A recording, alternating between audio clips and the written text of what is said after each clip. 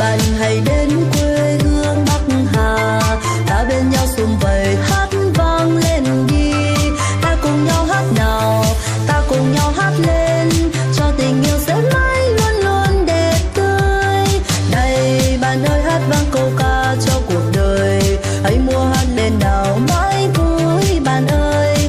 Mong hạnh phúc bền lâu, mong hạnh phúc ở quanh ta, đều sống chung một nhà và mãi luôn no ấm. Bắc Hà yêu mến nơi đây thanh bình, ruộng bậc thang mận đào ngát thơm rượu ngô, cùng chung tay đổi mới đất nước quê hương mãi mãi tươi đẹp.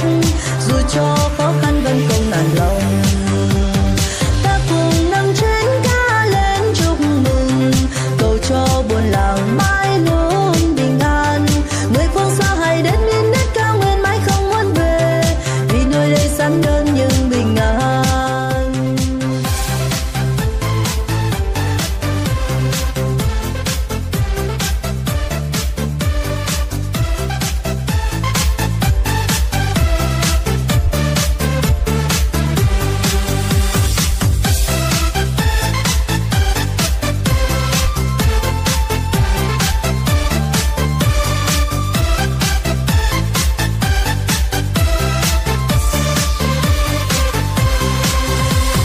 Mời bạn hãy đến quê hương Bắc Hà, ta bên nhau sum vầy hát vang lên đi.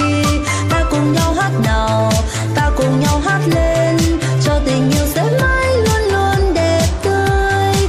Này bạn ơi, hát vang câu ca cho cuộc đời, hãy mua hát lên nào mãi vui bạn ơi. Mong hạnh phúc bền lâu, mong hạnh phúc ở quanh ta, đều sống chung một nhà và mãi luôn